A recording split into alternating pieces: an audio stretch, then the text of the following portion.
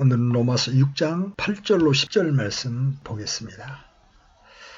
만일 이제 우리가 그리스도와 함께 죽었으면 또한 그분과 함께 살 줄 믿노니 그리스도께서 죽은 자들로부터 일으켜지셨으므로 다시는 죽지 아니하시고 사망이 다시는 그분을 지배하지 못하는 줄 우리가 아노라. 그분께서는 죽는 것을 통해 친히 죄에 대하여 단 한 번 죽으셨으나 살아계심을 통해 친히 하나님께 대하여 살아 계시나니. 이상의 본문 말씀 속에서 5절 하반부에 대한 강해를 살펴나가기 시작합니다. 6장에 있어서 사도의 방식은 보편적인 진술을 하고 그런 다음에 그 보편적 진술에 대한 적용으로 나아가는 것이라는 것을 우리는 알았습니다. 여러 방면에 있어서의 열쇠가 되는 구절은 5절 말씀입니다. 만일 우리가 그분의 죽음과 같은 모양으로 함께 심겼으면 또한 그분의 부활과 같은 모양으로 되리라. 6절, 7절은 5절 상반부에 대한 해설이요. 8절, 9절, 10절은 5절 하반부인 그분의 부활과 같은 모양으로 되리라는 말씀에 대한 해설임을 알았습니다. 5절 상반부는 소극적인 것입니다. 그래서 6절, 7절도 소극적이었습니다. 그러나 이제 우리는 5절 하반부에 상응하는 적극적인 측면에 이르게 된 것입니다. 죽음은 소극적이요, 부활은 적극적인 것입니다. 그래서 이 3절 말씀은 이 적극적인 국면을 설명하고 있습니다. 죽은 사람이 죄의 영토에서 벗어나 있듯이 우리가 죄에 대하여 죽었다는 것을 아는 것은 큰 일입니다. 죄는 죽은 사람에게 어떻게 할 수 없습니다. 또한 그를 시험할 수도 없으며 선고를 내릴 수도 없습니다. 그는 죄에서 벗어나 자유롭게 되었습니다. 그러나 그것이 우리에게 해당하는 전부가 아닙니다. 우리는 공허한 채로 있지 않습니다. 우리는 죄의 영역 밖으로 나왔지만 또한 다른 영역으로 옮겨졌습니다. 이것이 적극적인 것입니다. 물론 이것은 훨씬 더 두드러지고 더욱 확신을 강화시키고 우리의 믿음에 더 큰 위안을 주는 것입니다. 사도는 8절에서 그 일을 하나의 보편적인 전제로 진술하고 있습니다. 만일 이제 우리가 그리스도와 함께 죽었으면 또한 그분과 함께 살 줄을 믿노니. 이것은 5절 하반부에 또한 그분의 부활과 같은 모양으로 되리라는 진술에서 말씀하신 것의 반복에 불과합니다. 바울은 이것이 아주 필연적으로 귀결되는 일이라고 말하는 것입니다. 우리는 또한 그분과 함께 살 줄 믿노니라는 표현 때문에 넘어져서는 안 됩니다. 사도가 단순히 우리가 믿음으로 말미암는 부활을 믿는 믿음을 든든히 붙잡으라고만 말하고 있노라고 주장하는 이들이 있습니다. 그러나 사도가 말하고 있는 것은 그것이 아닙니다. 이 믿는다는 말은 사실상 나는 그 사실을 안다, 확신한다는 말 대신에 온 것입니다. 만일 우리가 그리스도와 함께 죽었다면 반드시 우리는 그분과 함께 살 것이라는 의미입니다. 만일 우리가 그분과 함께 연합된 것이 사실이라면 그리스도께 일어난 모든 일이 반드시 우리에게도 일어난다는 것이며 우리가 그리스도와 함께 죽었으면 반드시 그분과 함께 살게 될 것이라는 것입니다. 바울의 서신에는 우리가 믿는다는 형식으로 확신을 나타내는 경우가 많이 있습니다. 예를 들어 8장 마지막에 보면 내가 확신하노니 사망이나 생명이나 천사들이나 정사들이나 권능들이나 현재 있는 것들이나 장래 있을 것들이나 하는 표현이 있습니다. 그것은 사실상 나는 절대적으로 확신하노니 나는 확언하노니 등의 의미입니다. 사도가 말하고 있는 말은 그리스도와 우리의 연합 교리 때문에 의문의 여지도 없이 우리가 그리스도와 함께 죽었으면 반드시 그리스도와 함께 살게 된다는 것입니다. 그러나 다시 그가 이 지점에서 미래 시제를 사용하기 때문에 사람들의 마음에 약간의 어려움이 일어나게 됩니다. 만일 우리가 그분의 죽음과 같은 모양으로 함께 심겼으면 또한 그분의 부활과 같은 모양으로 되리라. 이 시제를 보고 어떤 사람들은 이렇게 주장합니다. 사도가 여기서 주 예수 그리스도를 믿는 자들이 받을 장차 몸의 부활을 가리키고 있을 따름이다. 보통 이 문제에 관하여 권위자들은 의견을 크게 달리하고 있습니다. 사도의 미래 시제 사용은 우리의 장래 몸의 부활을 가리키고 있음을 확실하게 해주는 것이라고 아주 분명하게 말하는 자들이 있습니다. 저는 이 문제를 그런 식으로 보는 것은 전혀 잘못된 것이라고 생각합니다. 저는 5절을 살펴보면서 그 점을 애써 보여주었습니다만 저는 다시 그 일을 하지 않으면 안 될 것 같습니다. 이 진술이 미래의 부활을 함축하고 있다는 것에 저 역시 한등의 의문을 가지고 있지 않습니다. 그러나 제가 강조하고 싶은 것은 미래의 부활은 사도가 이 시점에서 마음에 두고 있는 중요한 국면 가운데에서 가장 작은 것에 불과하다는 것입니다. 여기서 그는 아직은 우리의 것이 되어야 할 것을 다루고 싶지 않은 것입니다. 그가 결국 보여주고 싶어 하는 것은 지금 현재 우리에게 되어진 것입니다. 이 구절의 전체 목적은 은혜를 더하기 위하여 현재 우리가 죄에 계속 거할 수 있다는 도전을 논박하는 것입니다. 모든 논의는 현재 우리 가운데 되어진 것입니다. 현재 우리 가운데 되어진 것은 그리스도와 함께 죽어서 더 이상 죄의 체제와 영역에 거하지 않는다는 것입니다. 동시에 같은 방식으로 우리가 그분과 함께 살았다는 것도 현재 우리의 것입니다. 이것은 사도의 말 중 주요 핵심입니다. 그는 앞으로 장차 미래에서 일어날 것만을 말하는데 관심이 없습니다. 저는 그것을 증명할 수 있습니다. 저는 이미 하나의 증거를 말했습니다. 그것을 미래에만 국한시킨다면 이 해당 문맥의 실질적인 입장에서 볼 때 다소 무가치한 것이 될 것입니다. 여기에 또 하나의 논증이 있습니다. 4절을 봅시다. 그러므로 우리가 죽음 안으로 침례를 받아 그분과 함께 묻혔나니 이것은 그리스도께서 아버지의 영광을 힘입어 죽은 자들로부터 일으켜진 것 같이 우리도 생명의 새로움 속에서 걷게 하려 함이라. 언제 그렇다는 말입니까? 부활 후입니까? 영원 상태에서입니까? 물론 그렇지 않습니다. 우리도 생명의 새로움 속에서 걷게 하려 함이라입니다. 여기 이 세상의 삶 가운데에서입니다. 바울이 이렇게 말한 이유는 이 믿음으로 말미암아 또한 은혜로 인하여 의롭다함을 받는다는 교리가 현세에서 어떻게 살든 문제가 아님을 의미한다는 추측을 논박하기에 그 방법처럼 좋은 것이 없기 때문입니다. 그런 추론은 거짓된 것이라고 바울은 말합니다. 왜냐하면 그리스도께서 아버지의 영광으로 살아나신 같이 우리로 또한 지금 여기 현세에서 생명의 새로움 가운데에서 행하게 하기 위해서 일으키심을 받았기 때문입니다. 그것은 그 자체로 이 논증이 단순히 부활을 지시하는 것이 아니라고 결론을 내리기에 충분합니다. 그러나 저는 분명히 결론적이고 최종적인 또 하나의 증거를 가지고 있습니다. 11절의 권면을 생각해 보십시다. 바울은 11절에서 이상의 모든 논증으로부터 하나의 추론적인 결론을 끌어내고 있습니다. 이와 같이 너희도 너희 자신을 죄에 대하여는 참으로 죽은 자요 하나님께 대하여는 예수 그리스도 우리 주를 통해 산 자로 여길지어다. 언제 말입니까? 미래의 부활까지 미루어 두자는 말입니까? 물론 아닙니다. 우리는 지금 우리 자신을 죄에 대하여 죽은 자요 하나님께 대하여는 산 자로 여겨야 합니다. 이것이 전체 요점입니다. 그러나 만일 여러분이 그분과 함께 살 것이라는 말을 미래로 던져버려 부활로 연기하여 버린다면 11절이 이 모든 논증에서 어떻게 나온 합법적인 추론인가를 설명할 길이 없습니다.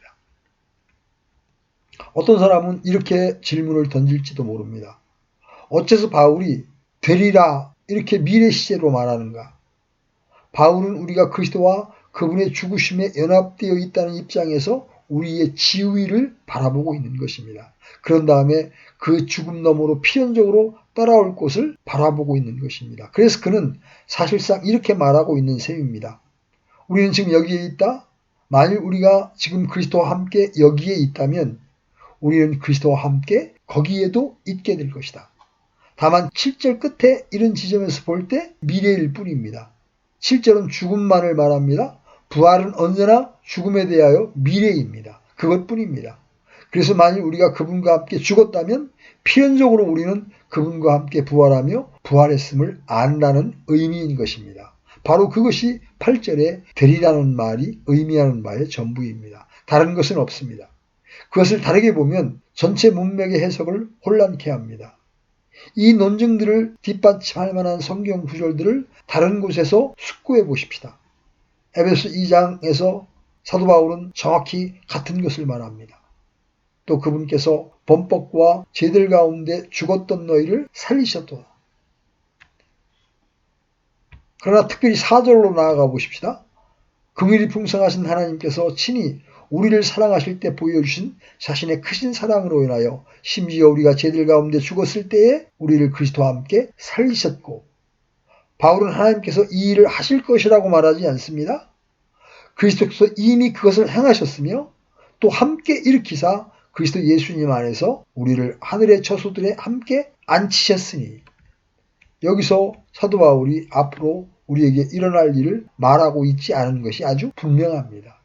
육체적인 의미에서는 미래입니다. 그러나 바울은 로마서 6장에서는 에베소 2장에서와 같이 지금 현재 우리에게 되어진 것을 보여주는데 목적이 있습니다. 그는 그것이 지금 여기에서 우리의 행동과 윤리에 어떻게 영향을 미치는가를 보여주기 위하여 그렇게 말하고 있습니다. 우리가 완전히 영화되고 죄 가운데에서 완전히 벗어나 자유롭게 될 때의 윤리와 행동이 아닙니다. 갈라디아서 2장 19절로 20절에서 또 다른 병행물을 발견하게 됩니다. 내가 율법을 통해 율법에 대하여 죽었나니 이것은 내가 하나님께 대하여 살고자 함이라. 내가 부활한 후에 그렇다는 것이 아니고 지금 현재 그러하다는 것입니다. 내가 그리스도와 함께 십자가에 못 박혀 있으나 그럼에도 불구하고 사노라. 현재 말입니다. 그러나 내가 아니요 그리스도께서 내 안에 사시느니라. 나는 지금 내가 육체 안에서 사는 삶을 나를 사랑하사 나를 위해 자신을 주신 하나님의 아들의 믿음으로 사노라. 그것은 정확히 여기 로마서 6장에서 보는 바와 같습니다. 그것은 부활 후에 될 것을 가리키는 것이 아닙니다. 그는 지금 이 땅에서 나에게 사실인 것을 말하고 있는 것입니다. 우리가 다만 현재의 삶을 다루는 이 전체 논증의 목적을 깨달았다면 우리는 그런 모든 해석의 와중에 빠지지 말아야 하는 겁니다. 저는 그것을 다음과 같이 요약해 봅니다. 우리가 그리스도와 함께 죽었고 전적으로 새 생명을 향하여 죄와는 아무 관계가 없는 새 체제 안에 있는 새 생명에 대하여 살아났다는 것이 보편적인 전제입니다. 우리는 죽음을 통하여 뿐 아니라 살아남으로 죄의 체제와 관계를 끊었다는 것입니다. 죽음은 실제로 그것을 완벽하게 하였습니다. 그러나 만일 여러분이 또 다른 체계로 살아났음을 깨닫는다면 그것은 아주 분명하게 됩니다. 우리는 주 예수 그리스도와 함께 죽었을 뿐 아니라 새롭고 부활한 생명으로 다시 살아난 것입니다. 그것이 8절의 전제입니다. 우리가 이 점에 대하여 분명해야 하며 이 놀라운 진술에 충만한 의미를 포착해야 함을 사도가 간절히 바라고 있음이 틀림없습니다.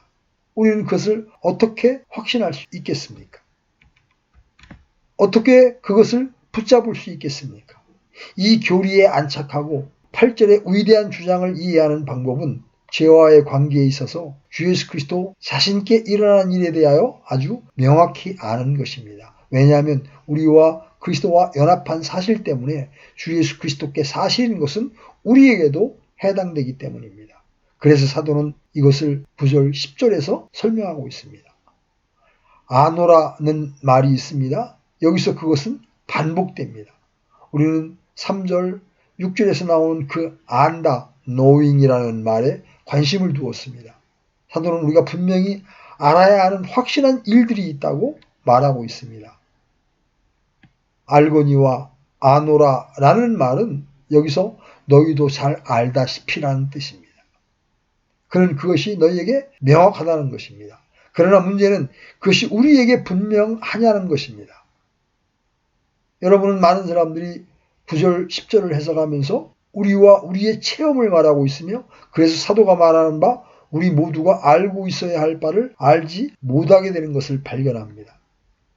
그것을 이해하는 방식은 이러합니다. 우리는 그 순간 우리 자신과 우리 체험에 관한 모든 것을 잊어버리고 우리 주 예수 그리스도에 관하여 사실인 것만을 숙고해야만 합니다. 또한 이 제약의 관계 문제에서 주 예수께 일어난 일만을 생각해야 합니다. 그렇게 하는 것이 이 진리를 이해하는 방법입니다. 우리의 현재 지위가 이 시점에서 사도의 관심입니다. 체험의 영역으로 넘어가지 않았습니다. 11절에 가서야 체험의 영역으로 넘어갑니다. 그러므로 만일 여러분이 이 구절들을 해석할 때 체험이나 여러분의 개인적인 경험을 끌어들인다면 사도가 말하고 있는 것에 대하여 오류를 범하고 있는 것입니다. 사도가 말하고 있는 것은 무엇입니까? 그는 주 예수 그리스도께 일어난 일을 분명하게 보여주고 있습니다. 우리가 그분에 대하여 분명하기까지는 우리 자신의 지위에 대하여 결코 명확하지 못할 것입니다. 그것이 가장 중요한 원리입니다.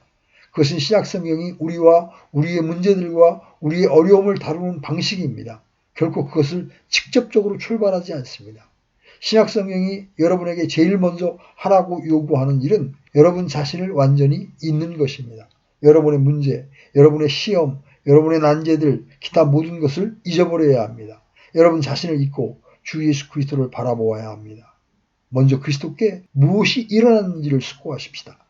먼저 죄와 그리스도의 관계를 숙고하십시오. 그러면 여러분이 분명하게 될 때 다음 단계는 나는 그분께 연합해서 그분께 해당되는 것은 나의 것이요. 그러므로 나는 나에 대해서도 이 점을 추론할 수 있다라고 말할 수 있게 되는 겁니다. 그것이 정확히 여기 사도가 행하는 바입니다. 그런 11절에 이르기까지는 그러므로라는 말이 나오지 않습니다. 그러면 첫째로 우리는 우리 자신과 우리의 체험과 우리의 주관적인 기분과 상태와 상황을 전부 잊어버려야 합니다. 그러나 죄에 대하여 죽어가고 있다는 진술이 여기 있지 않은가 하고 묻는 이가 있을지도 모릅니다. 저는 바울이 이 시점에서 여러분에 관한 것을 전혀 쓰고 있지 않다고 대답합니다. 9절 10절에서는 주 예수 그리스도에 관하여 쓰고 있습니다. 그것이 전체 문제의 열쇠가 되는 것입니다. 그는 그리스도에 대하여 무엇라고 말합니까? 이것은 우리가 알아야 하는 바입니다. 이는 그리스도께서 죽은 자 가운데에서 사셨으며 다시 죽지 아니하시고 사망이 다시 그를 주장하지 못할 줄 알미로다. 이것은 무엇을 의미합니까? 어째서 이것이 진리입니까? 어째서 그분에게 있어서 필연적으로 진리가 됩니까? 우리는 어떻게 이것을 알 수 있으며 어떻게 이해할 수 있으며 어떻게 확신할 수 있습니까? 여러분은 바울의 진술을 주목하실 것입니다. 그리스도께서 죽은 자들로부터 일으켜지셨으므로 다시는 죽지 아니하시고 사망이 다시는 그분을 지배하지 못하는 줄 우리가 아노라. 여기 아노라는 말은 확신하노라는 뜻입니다. 우리가 이 말씀들을 검토해 봅시다. 첫째로 그리스도께서 죽은 자들로부터 일으켜지셨으므로라고 하는 진술입니다. 이 진술은 우리들로 하여금 이런 의문을 갖게 합니다. 만일 우리가 알다시피 그리스도께서 죽은 자들로부터 다시 사셨다면 누가 그분을 죽은 자들로부터 살리신 것인가 하는 것입니다. 사도는 이미 4절에서 거기에 대한 답변을 제시했습니다. 이것은 그리스도께서 아버지의 영광을 힘입어 죽은 자들로부터 일으켜진 것 같이, 여기서 아버지의 영광이라는 말은 아버지의 영광스러운 권능이라는 의미인 것도 알았습니다. 이와 같이 당신의 영광스러운 권능으로 그리스도를 죽은 자들로부터 살리신 이는 아버지 하나님이셨습니다. 그 진술을 이렇게 말합니다. 하나님께서 죽은 자들로부터 살리셨다는 사실 자체가 그분의 아들이 십자가에서 행하신 일을 하나님께서 친히 만족하셨다는 적극적인 증거입니다. 부활은 아버지께서 세상에 보내면서 명하신 일을 그리스도께서 완성하셨다는 것을 전 우주에 선포하는 것입니다. 여러분은 바울이 4장 마지막 절에서 같은 진리를 어떻게 진술하는지 기억하실 것입니다. 그분께서는 우리의 범죄로 인하여 넘겨주셨으며 우리의 칭의를 위하여 다시 일으켜지셨느니라. 예수 그리스도의 부활은 하나님의 아들이 속죄와 구속과 구원 사역을 완성하셨음을 전 우주에 알리시는 하나님의 선포요 공포입니다. 그것이 여기서의 사도 바울의 논증입니다. 그는 말하기를 그리스도께서 죽은 자들로부터 사셨으며 다시 죽지 아니하신다고 했습니다. 그 이유는 그분이 죽을 필요가 없기 때문입니다. 그분은 계속해서 죽지 않습니다. 그분은 영단번에 그것을 행하셨습니다. 부활이 그것을 증명합니다. 부활은 그분께서 일을 마치셨으며 목적이 이루어졌음을 증거합니다. 그러나 사도 바울은 다음 절에서 그 점을 더욱 강하게 진술합니다. 사망이 다시는 그분을 지배하지 못하는 줄 우리가 아노라. 이것은 엄청난 진술입니다. 죽음이 더 이상 그분을 지배하거나 세력을 부리지 못합니다. 그 말은 죽음이 그분을 지배했던 시점이 있었음을 의미합니다. 사도는 고린도전서에서 사망에 쏘는 것은 죄요라고 했습니다. 죽음이 우리에게 임하게 했던 것은 죄였습니다. 죄는 죽음을 산출하는 대리인입니다. 그러므로 하나님의 아들이 죽어가는 것은 그가 사망의 권세와 사망에 쏘는 것 아래로 왔기 때문입니다. 어떻게 그럴 수가 있습니까? 본질상 죄가 없으시고 전혀 죄짓지 아니한 분이 어떻게 그렇게 되셨습니까? 그러나 그분 자신이 우리의 죄를 담당하셨다는 것이 복음의 영광스러운 메시지입니다. 우리가 설명해야 하는 바는 어느 때의 죽음이 우리 주 예수 그리스도 위에 어떻게 지배하고 있었느냐 하는 것입니다. 이것이 유일한 설명입니다. 그분은 우리의 죄를 자신이 짊어지시고 자신을 율법의 형벌 아래로 들어가셨습니다. 우리는 언제나 율법은 죄에 대하여 사망에 이르기까지 왕노릇하는 권세를 준다는 것을 기억해야 합니다. 바울은 그것을 고린도전서 15장 56절에서 결정적으로 지적하고 있습니다. 사망에 쏘는 것은 죄요, 죄의 권능은 율법이라. 되어져가는 과정을 눈여겨보십시오. 죄가 어떻게 나를 죽음에 이르게 합니까? 율법을 어기는 것이 죄이기 때문입니다. 율법은 죄에 대한 형벌로 죽음을 선포하기 때문입니다. 사망에 쏘는 것은 죄요, 죄의 권능은 율법이니라. 그런데 죄 없으신 예수님이 계십니다. 죽음이 그분을 건드릴 수 없습니다. 그러나 그분이 우리의 죄를 짊어지셨습니다. 그분은 우리와 자신을 동일시하여 우리의 죄를 자신에게로 옮겨서 스스로 율법과 율법의 지배 아래로 들어오셨습니다. 이와 같이 사망이 그 위에 지배하는 겁니다. 그러므로 율법이 죄에 대한 법칙으로 선포하는 것이 그분께 임한 것입니다. 이와 같이 그분이 우리의 죄를 짊어지셨기 때문에 사망이 그 위에 세력을 부렸던 것입니다. 그 이유로 해서 단지 그 이유만으로 그분이 죽었던 것입니다. 그러나 이제 사망이 다시 그분을 주장하지 못합니다. 물론 그때에는 그분을 주장했고 그분을 죽였습니다. 그분이 여자에게서 나시고 율법 아래 나신 순간부터 그분은 사망의 권세 아래 있었던 것입니다. 그러나 죽음이 더 이상 그분을 주장하지 못할 것이라고 하는 것을 어떻게 알 수 있습니까? 대답은 제가 보여주어 왔던 것 같이 부활입니다. 부활로 율법이 만족되었다는 사실을 증거하는 것입니다. 부활은 그 사실에 대한 선언입니다. 그리스도께서 우리를 의롭다 하시기 위하여 다시 살아나는 것이 바로 그 때문입니다. 그분의 부활로 율법이 만족되었을 뿐 아니라 그분이 더 이상 율법 아래 있지 않으며 그분이 다시 영광으로 돌아가셨다는 것을 의미합니다. 그분은 여자에게서 나시고 율법 아래에서 나셨습니다. 그러나 이제 그분은 더 이상 그 상태에 계시지 않습니다. 율법을 완성하신 것입니다.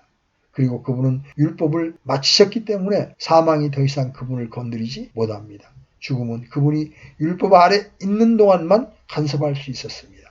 율법을 떠나서는 그럴 수 없습니다. 그분의 부활은 그분이 율법을 다 이루셨으며 결국 율법이 사망 안에서는 더 이상 그분을 접촉할 수 없음을 나타내는 것입니다. 바울이 고린도전서 15장에서 말하듯이 그리스도께서는 그분의 부활을 통하여 최후의 원수까지 정복하셨습니다. 바울은 그것을 이렇게 묘사했습니다. 멸망받을 마지막 원수는 사망이니라. 여기 최후의 원수를 정복하고 멸절시킨 분이 계십니다. 그분은 다시 사셨습니다. 이와 같이 그분은 죽음과 함께 완전히 마치셨습니다. 그분은 완전하게 죽음을 물리치셨습니다. 고린도전서 15장 마지막에 있는 영광스러운 진술을 상기시켜 드립니다. 54절의 말씀입니다. 그리하여 이 썩을 것이 썩지 아니함을 입고 이 죽을 것이 죽지 아니함을 입을 때에는 기록된 바 사망이 승리 가운데 삼켜졌도다 하신 말씀이 성취되리라. 오 사망아 너희의 쏘는 것이 어디 있느냐. 오 무덤아 너희 승리가 어디 있느냐. 사망에 쏘는 것은 죄요 죄의 힘은 율법이니라. 그러나 우리 주 예수 그리스도를 통하여 우리에게 승리를 주시는 하나님께 감사하노라. 물론 이 말씀은 주요 핵심에서 육체적인 의미의 부활을 다루었습니다. 그러나 그것은 영적인 의미에서 진리입니다. 이와 같이 사도 바울의 논증은 우리 주님 자신이 이미 그 일을 이루셨다는 것입니다. 그분은 이미 마지막 원수를 정복하셨습니다. 그분은 그것을 우리를 위하여 하셨습니다. 그렇기 때문에 우리는 사망을 두려워할 필요가 없는 것입니다. 우리가 우리의 부활을 확신할 수 있는 것도 그 때문입니다. 그러나 그 순간에도 우리는 그리스도만을 바라보고 있습니다. 사도가 여기 로마서 6장 9절에서 역설하고 있는 바는 그분께서 이 정복을 완성하셨으며 사망이 다시는 그분을 주장하지 못하며 앞으로도 결코 그러지 못할 것이라는 것입니다. 그분은 모든 방면에서 죽음을 청산하셨습니다. 죽음으로써 그리스도께서 죽음을 정복하신 것입니다. 또한 그 말씀의 모든 의미에서 볼 때 그리스도께서는 그것을 효력이 없게 만들어 버렸습니다. 더 나아가 여러분이 히브리서가 거칠 일을 어떻게 진술하는가를 상기하시기 바랍니다.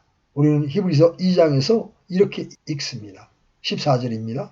이것은 그분께서 죽음을 통해 죽음의 권능을 가진 자 곧 마귀를 멸하시고, 이 말씀은 같은 것을 약간 다른 각도에서 보아 다르게 말하는 방식입니다. 이 모든 진술들은 주 예수 그리스도께서 자기의 부활로서 죽음을 영단번에 청산하셨음을 역설하고 있는 것입니다. 그렇기 때문에 그리스도께서는 죄의 왕노릇하고 통치하는 체제에 대하여 완전히 관계를 끊었다는 것입니다. 사도가 애써 증거하였던 말씀이 그렇습니다. 이것은 죄가 군림하여 사망에 이르게 한 것 같이 은혜도 의를 통해 군림하여 예수 그리스도 우리 주로 말미암아 영원한 생명에 이르게 하려 함이라. 이 말씀이 구절 진술의 의미입니다. 여기까지는 아직 우리 자신에 대하여 아무것도 생각하지 않고 있습니다.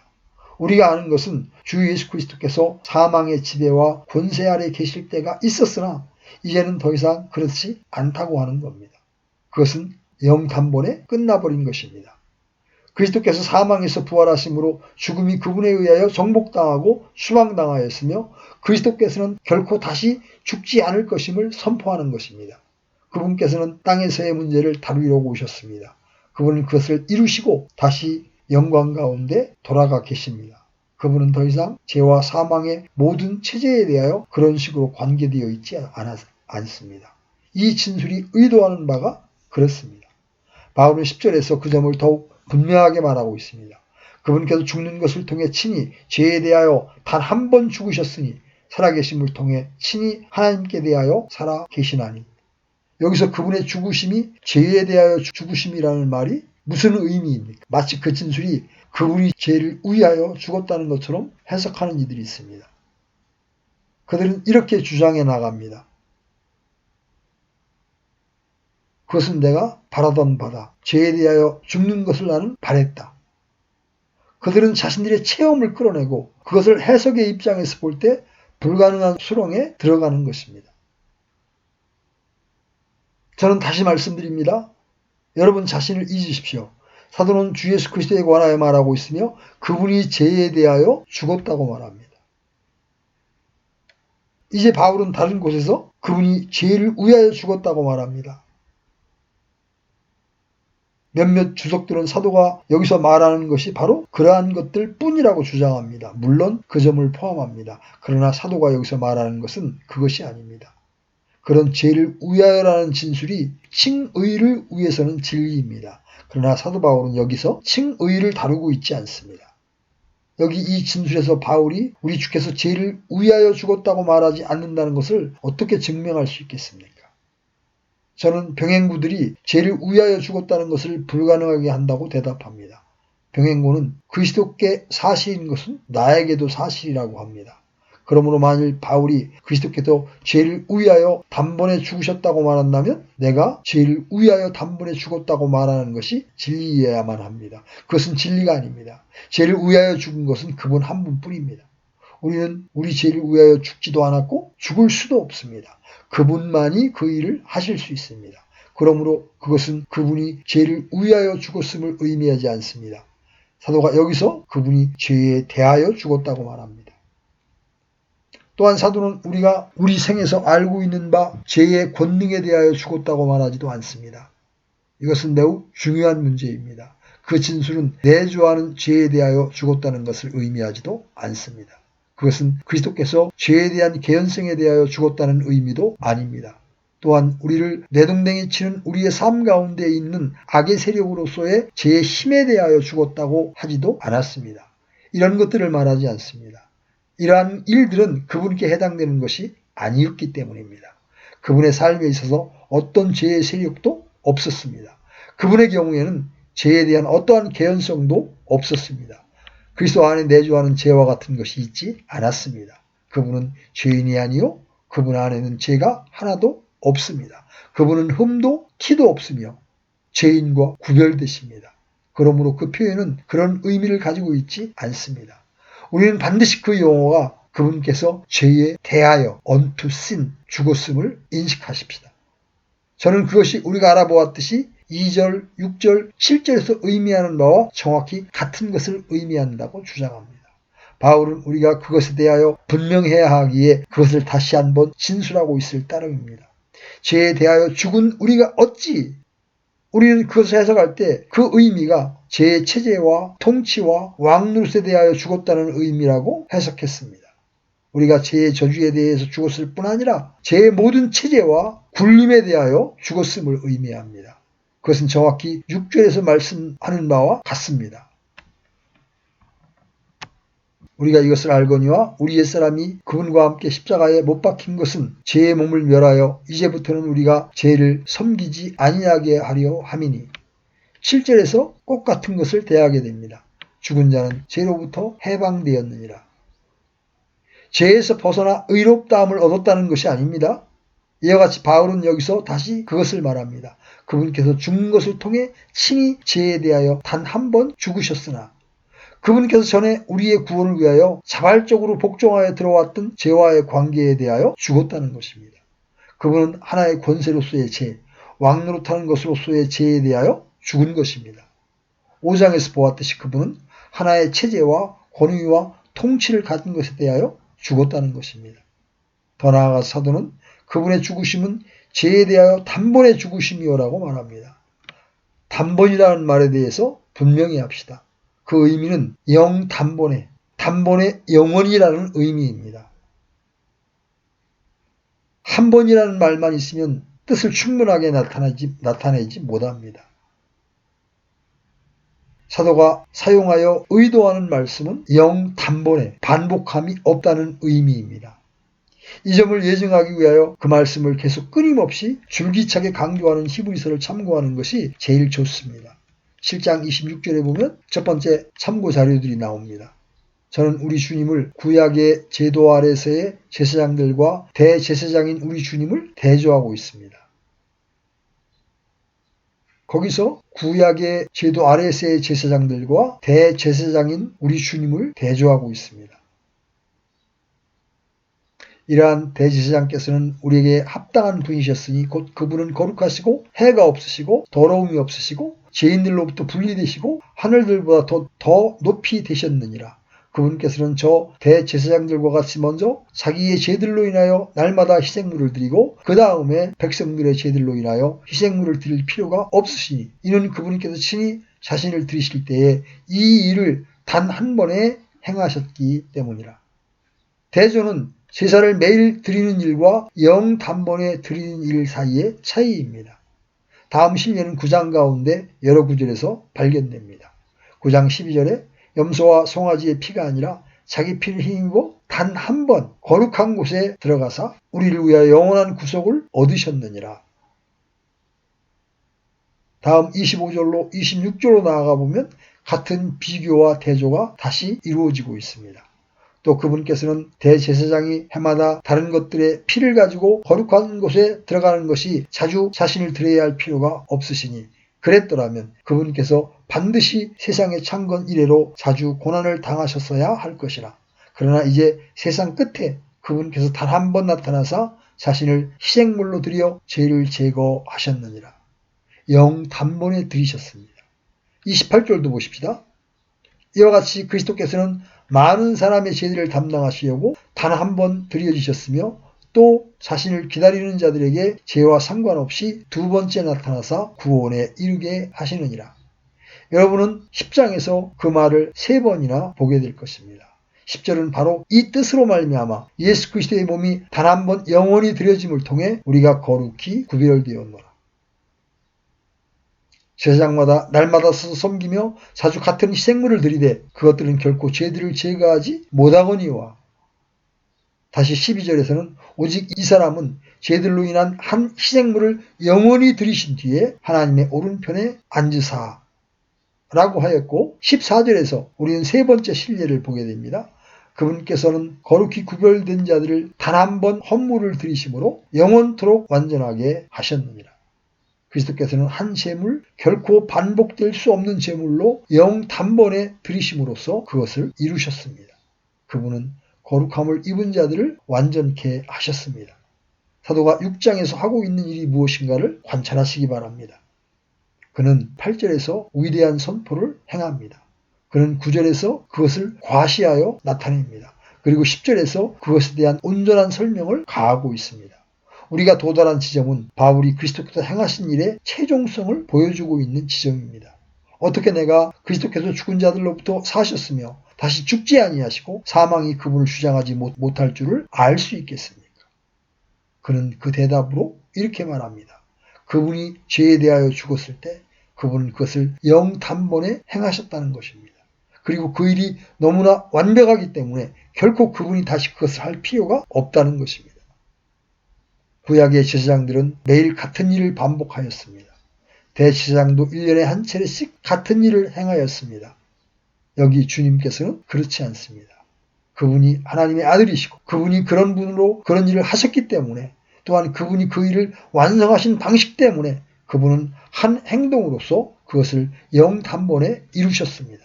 반복이 필요 없습니다. 앞으로도 반복이 있을 리 없습니다. 이와 같은 이유로 우리는 그리스도께서 죽은 자들로부터 일으켜 주셨으므로 다시는 죽지 아니하시고 사망이 다시는 그분을 지배하지 못하는 줄 아는 것입니다. 우리는 사도의 논증을 계속해서 훑어 나갈 것입니다. 그런 다음에 우리들 자신에 대하여 체험적인 면에까지 장엄한 추론을 끌어내 볼 것입니다. 오늘은 여기까지 하겠습니다.